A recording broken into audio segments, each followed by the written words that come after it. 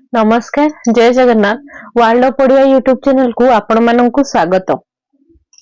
आज आमे साहित्यर पदावली रे 40 टी एमसीक्यू आलोचना करिबा। तेबे आसंतु आलोचना परिसर मध्य को जिबा। प्रश्न नंबर 1 भक्ति भाव संबलित क्षुद्र संगीत धर्मी कविता को कौन कहा जाए? क कविता, ख पद्य, ग संगीत, घ पदावली। तेबे यार सठिक उत्तरटी हेबो घ पदावली। भक्ति भाव संबलित क्षुद्र संगीत धर्मी को पदावली बोली कहा जाए। 2 नंबर पदावली साहित्यर प्राथमिक धर्म कौन? क प्रकार्य, ख संगीतिकता, ग भावसार, ग कोनोसिटी भी नुहे। तेबे यार सठिक उत्तरटी हेबो ख सांगीतिकता हेउची पदावलीर प्राथमिक धर्म। 3 नंबर पदावली शब्दटी प्रथमे केउ ग्रंथरे प्रयोग होइथिबा जणा पड़े? क रामायण, ख भागवत, ग महाभारत, घ गीत गोविंद। तेबे यार सठिक उत्तरटी हेबो घ गीत गोविंद रे एही पदावली शब्दटी प्रथमे प्रयोग होइथिला। 4 नंबर केउ भाषा रे वैष्णव पदावली रचित होई नाही? क बंगला, ख मराठी, ग संस्कृत, घ ओडिया। तेबे एहार सठिक उत्तरटी हेबो ग संस्कृत भाषा रे वैष्णव पदावली रचित होई नाही। 5 नंबर वैष्णव पदावली प्रथमे केउ भाषा रे रचित होइथिला? क आसामी, ख बज्रबोली, ग हिंदी, घ कन्नड़। तेबे यार सठिक उत्तरटी हेबो ख बज्रबोली भाषा रे प्रथमे वैष्णव पदावली रचित होइथिला। आसीबा परवर्ती प्रश्न को। 6 नंबर पदावली साहित्य मुख्यतः केउ धर्मीय प्रसंग को नहीं रचित? क वैष्णव, ख शैव, ग शाक्त, घ बौद्ध। तेबे एहार सठिक उत्तरटी हेबो क वैष्णव धर्म को नहीं मुख्यतः भाव रे पदावली साहित्य रचित होईची। 7 नंबर गोपाल कृष्ण पट्टनायक जन्म केउठी? क घुमुसुर, ख जुगुड़ा, ग कुलाड़, घ पारला खेमुंडी। तेबे यार सठिक उत्तरटी हेबो घ पारला खेमुंडी। 8 नंबर गोपाल कृष्ण पट्टनायक केउ मसीहारे जन्म ग्रहण करिथिले? क 1886 ख्रीष्टाब्द, ख 1785 ख्रीष्टाब्द, ग 1905 ख्रीष्टाब्द एवं घ 1888 ख्रीष्टाब्द। तेबे यार सठिक उत्तरटी हेबो ख 1785 ख्रीष्टाब्द रे गोपाल कृष्ण पट्टनायकଙ୍କର जन्म होईची। प्रश्न नंबर 9 बनमाली दास केबे जन्म ग्रहण करिथिले? क 1890 बा 91 मसीहा, ख 1790 बा 91 मसीहा, ग 1785 मसीहा, घ 1786 मसीहा। तेबे एहार सठिक उत्तरटी हेबो ख 1790 बा 91 मसीहा रे बनमाली दास जन्म ग्रहण करिथिले। 10 नंबर पौरहरी परीक्षा केबे पारला खेमुंडी रे जन्म ग्रहण करिथिले? क 1794 मसीहा, ख 1785 मसीहा, ग 1787 मसीहा, घ 1795 मसीहा। तेबे एहार सठिक उत्तरटी हेबो क 1794 मसीहा रे पौरहरी परीक्षा पारला खेमुंडी रे जन्म ग्रहण करिथिले। तेबे आसीबा परवर्ती प्रश्न को। प्रश्न नंबर 11 गौरचरण अधिकारी खोर्धा निकटवर्ती लेहंग ग्राम रे केबे जन्म ग्रहण करिथिले? क 1816 मसीहा, ख 1824 मसीहा, ग 1784 मसीहा, घ 1814 मसीहा। तेबे यार सठिक उत्तरटी घ 1814 मसीहा रे गौरचरण अधिकारी खोर्धा निकट लेहेंग ग्राम रे जन्म ग्रहण करथिले। 12 नंबर कविचंद्र हनुमान रायगुरु गंजाम जिल्लार पितल निकटवर्ती ब्राह्मण छाई ग्राम रे केबे जन्म ग्रहण करिथिले? क 1827 ख्रीष्टाब्द, ख 1817 ख्रीष्टाब्द, ग 18 1737 ଖ୍ରୀଷ୍ଟାବ୍ଦ ଏବଂ ଘ 1826 ଖ୍ରୀଷ୍ଟାବ୍ଦ। ତେବେ ଏହାର ସଠିକ ଉତ୍ତରଟି ହେଉଛି କ 1827 ଖ୍ରୀଷ୍ଟାବ୍ଦରେ କବିଚନ୍ଦ୍ର ହନୁମାନ ରାୟଗୁରୁ ଗଞ୍ଜାମ ଜିଲ୍ଲାର ପିତଳ ନିକଟବର୍ତ୍ତୀ ବ୍ରାହ୍ମଣଛାଇ ଗ୍ରାମରେ ଜନ୍ମଗ୍ରହଣ କରିଥିଲେ। 13 ନମ୍ବର ହେଲା ପଦାବଳୀ ହେଉଛି ଅନ୍ତର୍ମୁଖୀ କବି ଆବେଗର ଆତ୍ମିକ ଉଚ୍ଚାରଣ। ଏକକ ବା ସମବେତ କଣ୍ଠରେ ଗୀତ ହେବାର ଯୋଗ୍ୟତା ନଥିଲେ ଏହା ପଦାବଳୀ ହୋଇପାରିବ ନାହିଁ। ପଦାବଳୀ ସମ୍ପର୍କରେ ଏ ମନ୍ତବ୍ୟ କାହାର ଅଟେ? କ ବଂଶୀଧର ମହାନ୍ତି, ଖ କ୍ଷେତ୍ରବାସୀ ନାୟକ, ଗ ସୁରେନ୍ଦ୍ର ମହାନ୍ତି ଏବଂ ଘ ଡକ୍ଟର ବାଉରୀ ବନ୍ଧୁ କର। ତେବେ ଏହାର ସଠିକ ଉତ୍ତରଟି ହେବ ଖ କ୍ଷେତ୍ରବାସୀ ନାୟକ। ଏହା କହିଛନ୍ତି ପଦାବଳୀ ସମ୍ପର୍କରେ। ଆସିବା ପରବର୍ତ୍ତୀ ପ୍ରଶ୍ନକୁ। ପ୍ରଶ୍ନ ନମ୍ବର 14। ଗୋପାଳକୃଷ୍ଣ ପଟ୍ଟନାୟକ ପ୍ରଥମେ କେଉଁ କାର୍ଯ୍ୟରେ ନିୟୋଜିତ ଥିବାର ଜଣାଯାଏ? କ ରାଜକବି, ଖ ଦେୱାନୀ, ଗ ଦେୱାନୀ, ଘ ପଞ୍ଜିକାକରଣ। ଏଠାରେ ଦୁଇଥର ଦେୱାନୀ ଦେଇଛି, ଭୁଲଟେ ଦୁଇଥର ଦେୱାନୀ ଦେଇଛି। ତେବେ ଏଠାରେ ଆମେ ଅନ୍ୟ କିଛି ଅପସନ ମଧ୍ୟ ନେଇପାରିବା। ତେବେ ଏହାର ସଠିକ ଉତ୍ତରଟି ହେବ ଘ ପାଞ୍ଜିକାକରଣ ଭାବେ ସେ ନିୟୋଜିତ ହୋଇଥିଲେ ଗୋପାଳକୃଷ୍ଣ ପଟ୍ଟନାୟକ। 15 ନମ୍ବର କବି ବନମାଳୀ ଓ ତାଙ୍କ ପଦାବଳୀ ପୁସ୍ତକର ସ୍ରଷ୍ଟା କିଏ? କ ଡକ୍ଟର ବଂଶୀଧର ମହାନ୍ତି, ଖ ଡକ୍ଟର ରତ୍ନାକର ଚୈନୀ, ଗ ଡକ୍ଟର ଆଶୁତୋଷ ପଟ୍ଟନାୟକ, ଘ ଡକ୍ଟର ବାଉରୀ ବନ୍ଧୁ କର।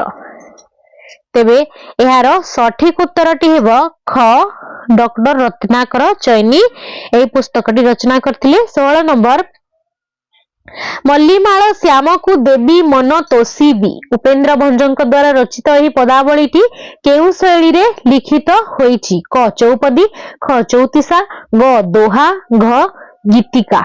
ତେବେ ଏହାର ସଠିକ ଉତ୍ତରଟି ହେଉଛି କ ଚୌପଦୀ ରୀତିରେ ବା ଶୈଳୀରେ ଏହା ଲିଖିତ ହୋଇଛି। ଆସିବା ପରବର୍ତ୍ତୀ ପ୍ରଶ୍ନକୁ। ପ୍ରଶ୍ନ ନମ୍ବର 17 ଉଠିଲୁ ଏଡେ ବେଗି କାହିଁକି ରେ ଦୁଃଖୀ ଧନ ଦଧି ମନ୍ଥାଇ ଦେବୁ ନାହିଁ କିରେ। ଏହି ପଦାବଳୀ କେଉଁ ରସର ସମାବେଶ ଘଟିଛି? ମୁଁ ଉତ୍ତର ଜାଣିବା ଆଗରୁ କହିବାକୁ ଚାହିଁବି ଏହି ଉକ୍ତିଟି ପୁନଶ୍ଚ ମାତା ଯଶୋଦା ଶ୍ରୀକୃଷ୍ଣଙ୍କ ନିମିତ୍ତ ପ୍ରୟୋଗ କରିଛନ୍ତି।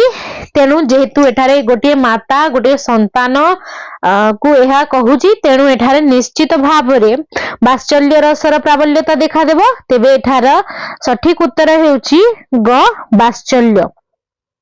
ପରବର୍ତ୍ତୀ ପ୍ରଶ୍ନ 18 ନମ୍ବର ଆଲୋ ସହଚରୀ ହେଲି ଲୋହକାର ଷଣ୍ଢୁଆସି ପରି କେତେବେଳେ ଜଳେ କେବେ ବା ଅନଳେ ଦୁଇ କଥା ତା ସମସରି ପୀରତି କରିକେ ହୋଏ ସୁଖୀ ସଖୀ ମୁହେଲି ପରମ ଦୁଃଖୀ।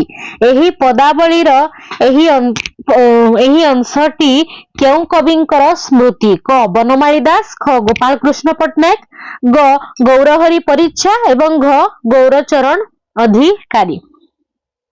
ତେବେ ଏହାର ସଠିକ ଉତ୍ତରଟି ହେଉଛି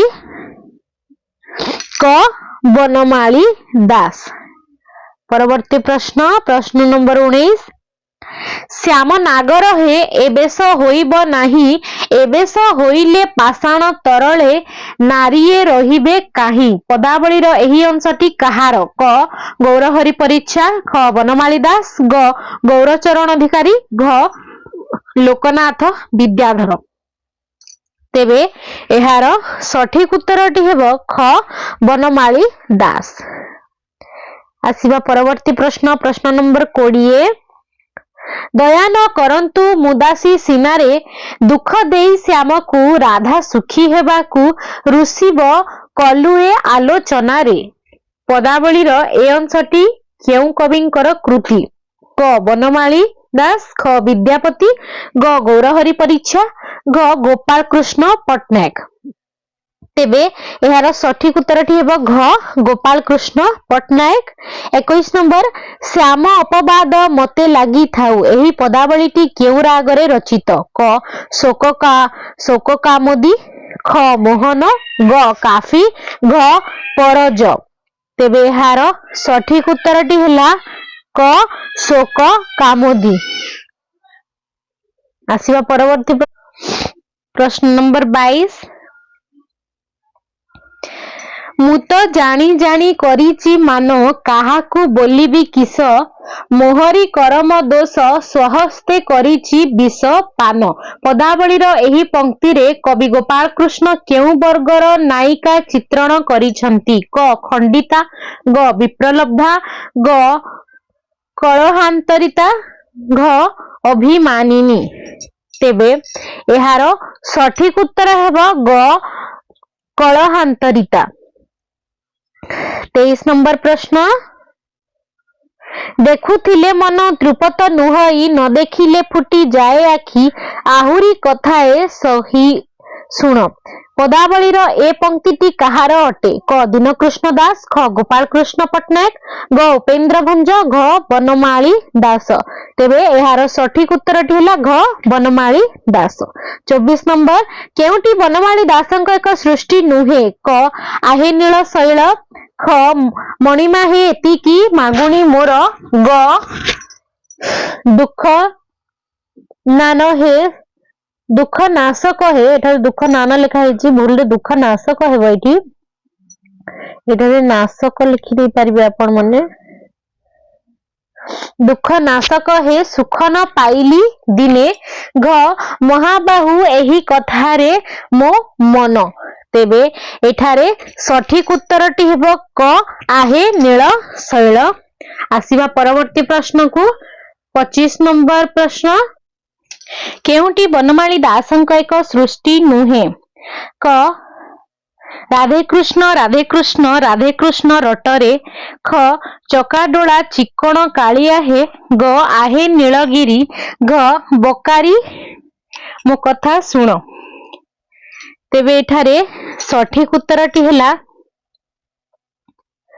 ग आहे नीलगिरी 26 नंबर केउटी बनमाली दासंक एक सृष्टि नुहे क आहे प्रभु कला श्रीमुख ख महाबाहु काहाकू कहिबी दुख ग केणे घेनी जाउच घ केमुरली बजाउची वृंदावने गो तेबे एठारे सठिक उत्तरटी हेउची ग केणे घेनी जाउच बनमाली दास रचना नुहे 27 नंबर केउटी बनमाली दासंक एक सृष्टि नुहे क हेमोहन पासोरी देल की मनु ख केड़े हटियारे से श्याम नागर ग निकुंजे मुरली बाजुची संज समयरु शुभु अछि घ थका मन चाल जीवा तेबे एठारे घ थका मन चाल जीवा बनमाली दासंक रचना नुहे आसीबा परवर्ती प्रश्न को 28 नंबर केउटी बनमाली दासंक एक सृष्टि नुहे क श्याम नागर हे एबेस होई नाही ख चाल सखी आंबे दर्शन करिबा ग श्याम प्रीति परमाद घ सखीए तांकू देखिली डाले तेबे एठारे सठिक उत्तरटी हेबो ख चाल सखी आंबे दर्शन करिबा एहा बनमाली दासंक सृष्टि नुहे 29 नंबर केउटी बनमाली दासंक एक सृष्टि नुहे क प्रीति बोली जे जेउ दुई अक्षर गो सजनी कह नाई तार घर ख बिहीनारी करी मते काही पाई गड़िलारे ग जमुना जीवा नहिला नित घ एकातो भकत जीवन तेबे एहार सठिक उत्तरटी हेबो घ एकातो भकत जीवन तांकर सृष्टि नुहे बनमाली दासंकर तेबे आसिया परवर्ती प्रश्न को प्रश्न नंबर 30 केउटी गोपाल कृष्ण पट्टनायकंकर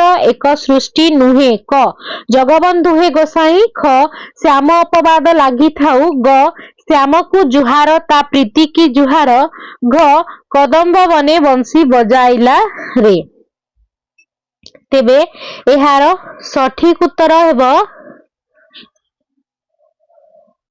जगबंधु हे गोसाई हेउची एहार सठिक उत्तर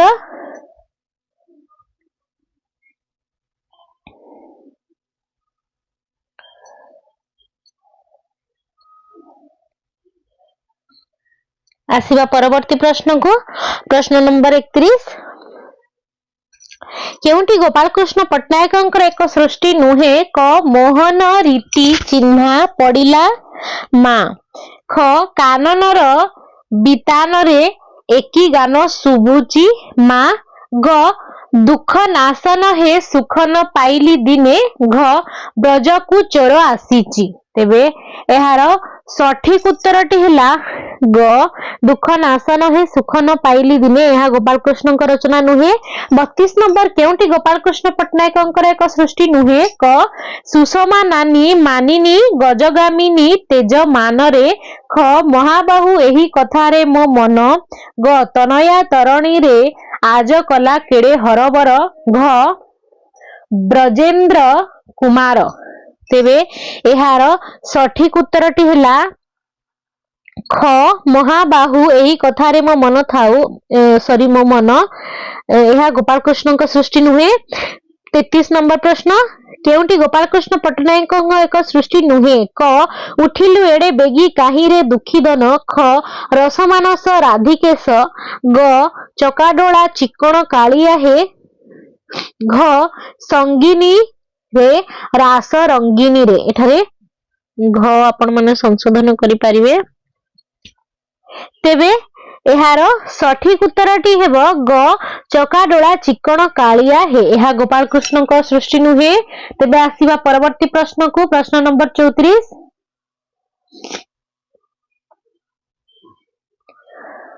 केउंटी साळबेगंक एक सृष्टि नुहे क आहे प्रभु कला श्रीमुख ख आहे नीलगिरी ग आहे नील शैल घ केणे घेनी जाउच। तेबे हेठारे सठिक उत्तरटी हेबो क आहे प्रभु कला श्रीमुख। 35 नंबर केउंटी साळबेगंक एक सृष्टि नुहे क चाल सखी आमे दर्शन करिबा ख जगबंधु हे गोसाई ग एकातो भकत जीवन घ रसमानस राधिकेश। तेबे एहार सठिक उत्तर हेबो घ रसमानस राधिकेश साळबेगंकर नुहे। 36 नंबर केउंटी दीनकृष्ण दासंक एक सृष्टि नुहे क संगिनी रे रास रंगिनी रे ख जय जय जगन्नाथ ग जगबंधु परि जणे सामंत घ मदन मोहन। तेबे एहार सठिक उत्तरटी हेबो क संगिनी रे रास रंगिनी रे।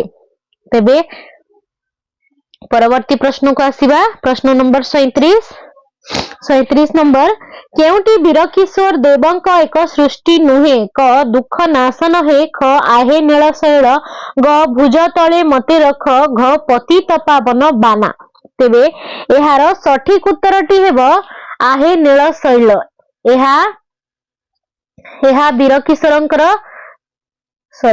वीरकिशोरंकर रचना नुहे।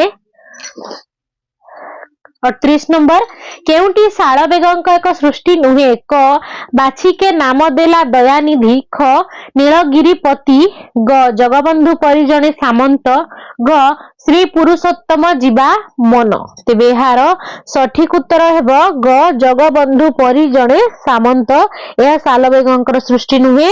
शेष प्रश्नटी हेउची 39 नंबर केउंटी कवि सूर्य बलदेव रथंक एक सृष्टि नुहे क जय जय जगन्नाथ ख प्राण बांधव हे ग केही सरी की घ क्षीरमय सिंधु। तेबे एहार सठिक उत्तरटी हेउची क जय जय जय जगन्नाथ।